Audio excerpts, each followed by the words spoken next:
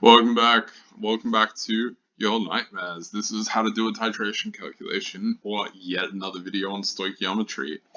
There are so many on the internet. I'm going to have very little else to say that you can't learn from Khan Academy, but here we go. Alright, so this is a flowchart about how to do a titration calculation. First step is to write a balanced chemical equation. Second step is to determine the volume of the average titer. Third step is to use the concentration of the standard solution to calculate the amount in mole of the known substance in the average titer.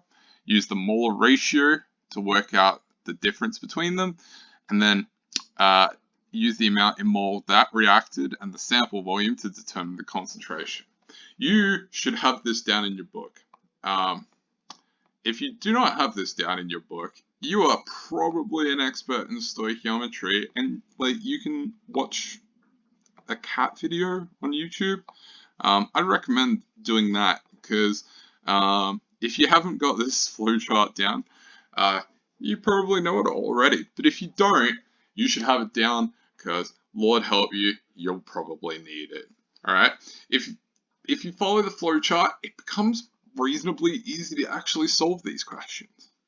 Let's go. Let's do some practice stuff. Alright. The concentration of hydrochloric acid was determined by titration with a standard solution of sodium hydroxide. A 25 ml aliquot of HCl was titrated with a 1 molar solution of sodium hydroxide. Titers of 25.05, 22.10, 22.05 and 22.00 mil were required to reach the endpoint. What is the concentration of the hydrochloric solution? Now, I'll give you the first step. So, oh boy, this is. I hope you're happy that I'm drawing this in my stylus with my trackpad, because this is a night. Alright, so.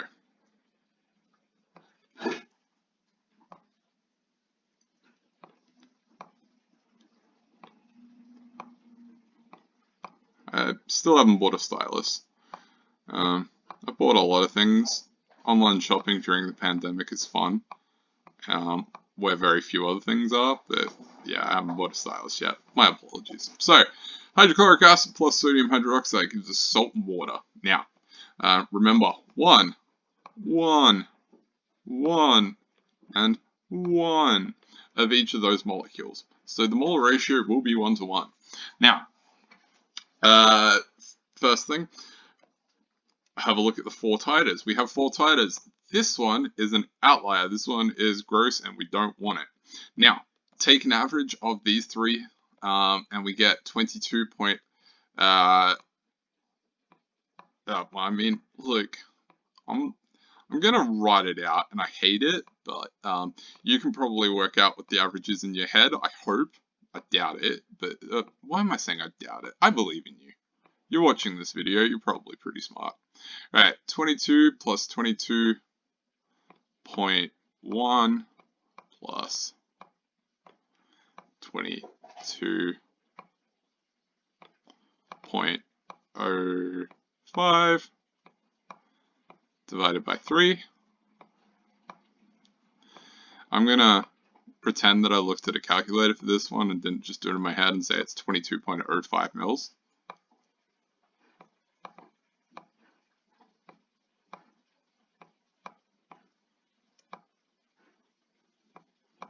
Alright, what does that mean? Well, let's work out the number of moles. So, what's the formula? Okay. So it's N is equal to CV.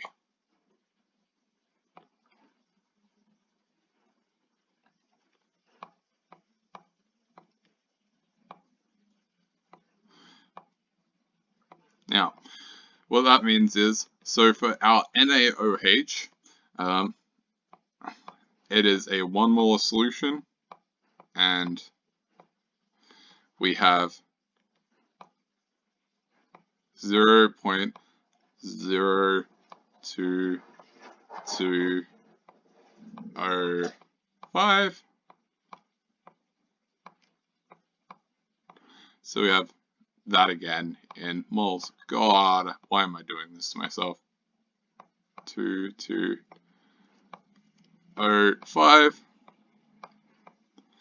And then likewise, we can actually work out that, that might actually, I'm going to just skip this bit. Oh, look, that's everything that I just wrote out. So write a balanced chemical equation. Step 1. Step 2, determine the volume of the average titers. We get rid of the 25.05 because it's not concordant. 3. Calculate the amount of moles of sodium hydroxide. Oh, it's 0.02205 mole. Hey, look, we already did that. Make sure that when you do this calculation, you can convert the mil into liters. If you're one of the people that are like, well, I always struggle by dividing by 1,000. So think about this. Mil into liters. Now, you've got your hundreds, tens, and ones. Okay? This is your hundreds, your tens, and your ones. Now, if you have less than 1,000, you'll have some combination of hundreds, tens, and ones. What you can just do is liters dot hundreds, tens, and then ones. So, as an example here, if I were to take 22.05, I don't need to divide it by 1,000. What I can just do is, there is no 100 in front of it, so I can just write, sorry, let me rewind a second. It's clearly not over 1,000, so there's no full liter. There's no 100 of mils, so I can write it as 0. And then there are 2 tens, 2 ones, and then 0.05. So you can just write it like that. I hope that helps, because it's always a goddamn nightmare. Now, use the mole ratio in the equation to calculate the amount in mole of the unknown solution. So your mole ratio, again, is always what you have, what you're trying to find out over what you have. I'm not going to type that out because that's humiliating to myself again. But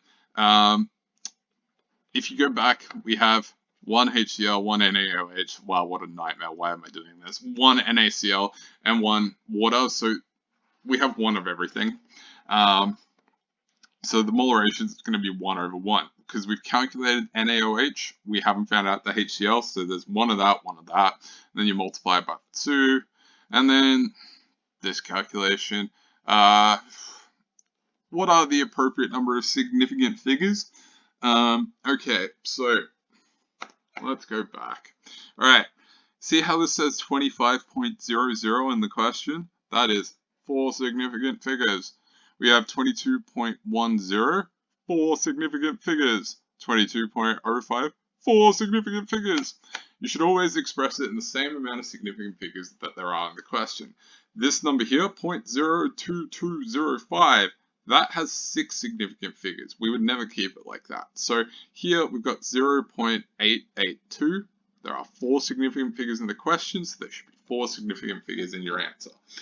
If you are in doubt, 2 significant figures is fine.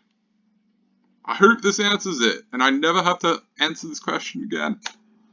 Alright, let's look at another one. So, on many occasions it is necessary to dilute a solution before carrying out a titration to obtain convenient titer values. Now, this is what we call a 1 in 10 dilution. So, here I've got 25 mils. So there are 25 mils in 250.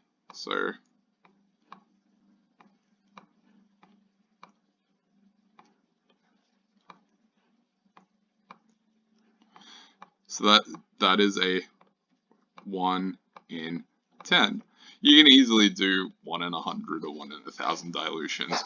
But what this just means is the undiluted concrete cleaner will be 10 times more concentrated, and you will have to multiply it by 10 in your calculations. So here, hey look, again, take a screenshot if you need it, but it's here for you to emotionally support you in this difficult time. And then, let's go. A commercial concrete cleaner contains hydrochloric acid. A 25 ml volume cleaner was diluted to 250 ml in a volumetric flask. A 20 ml aliquot of 0.448 molar sodium carbonate solution was placed in a conical flask. Methyl orange indicator was added, and the solution was titrated with a diluted cleaner. It changed at 19.84. Calculate the concentration of hydrochloric acid in the concrete cleaner.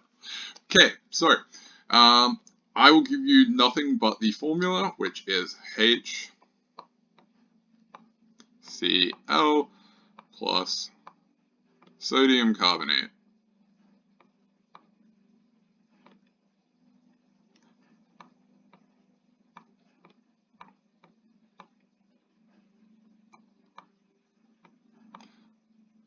I'm running out of room. Gives us NaCl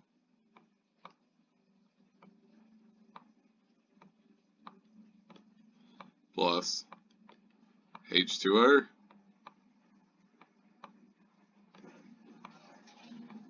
and CO2. Alright. Pause the video or rewind it so you can have a look at the formula or the steps for the previous question, and then go nuts. I'll give you 15 seconds to pause it before I keep talking.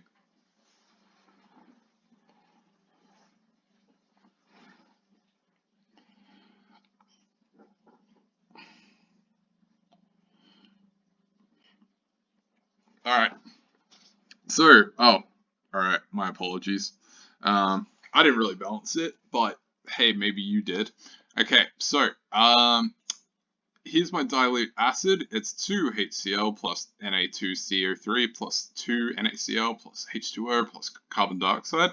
Now, using the concentration of standard solution, calculate the amount in mole of man, I really screwed up that thing. My apologies if you've used it, but I am real tired. So calculate the amount in mole. Now, CV, I knew it was a 20 ml aliquot, so it's 0.02 times the concentration, which is 0.448. So my number of moles is 0.008960. Use the mole ratio.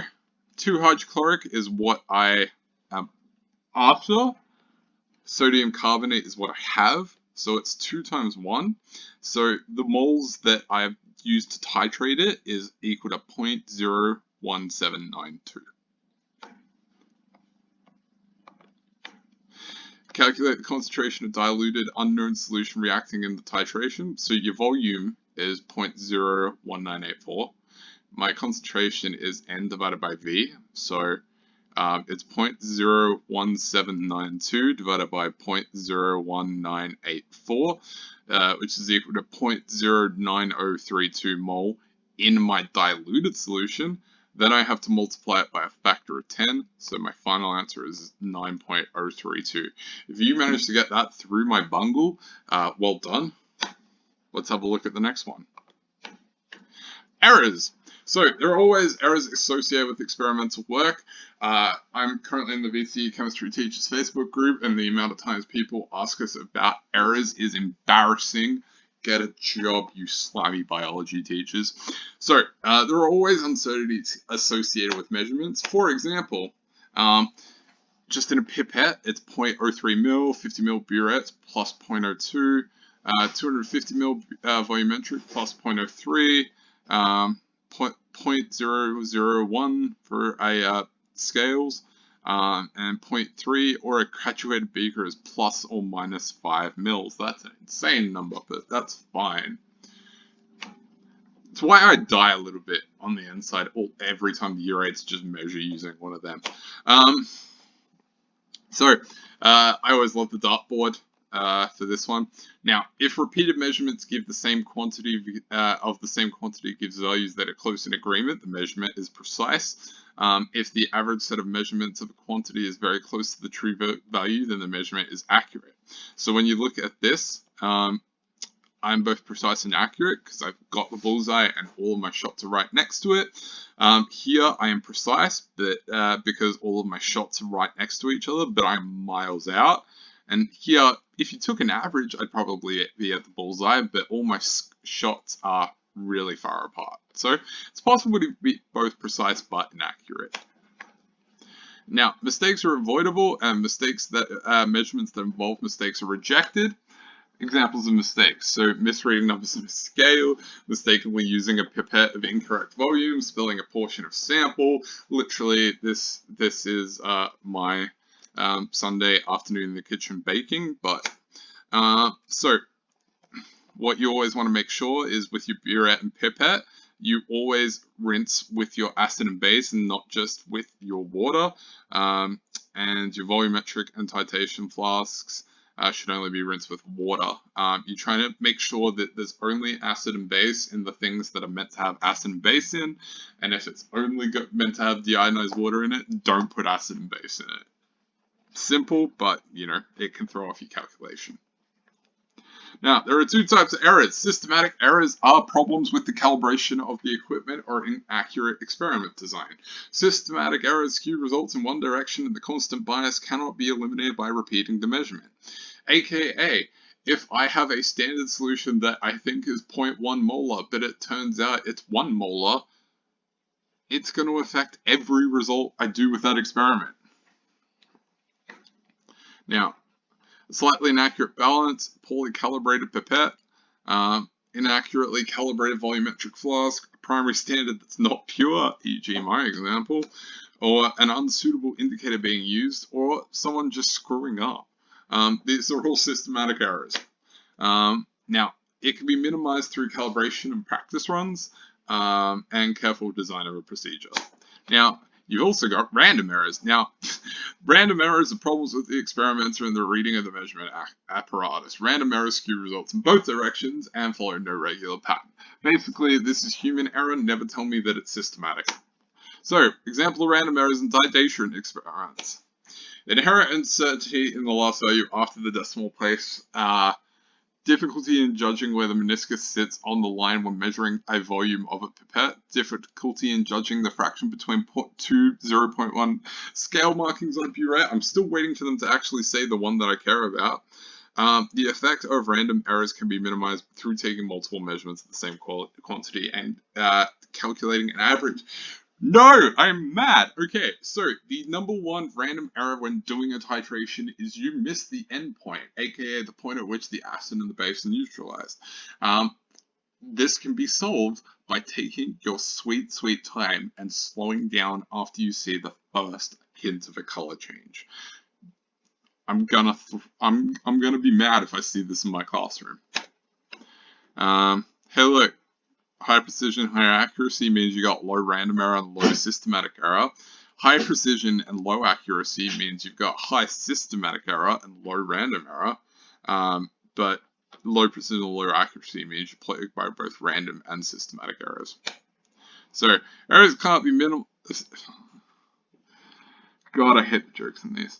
Errors cannot be eliminated, but they can be minimized, and effort can be made to determine their size so that it can be taken into account in the final calculation. I'm actually going to stop there. Thanks for paying attention. Go take a break. Go scream into the goddamn void if that's what you need to do right about now. But thanks. Cheers.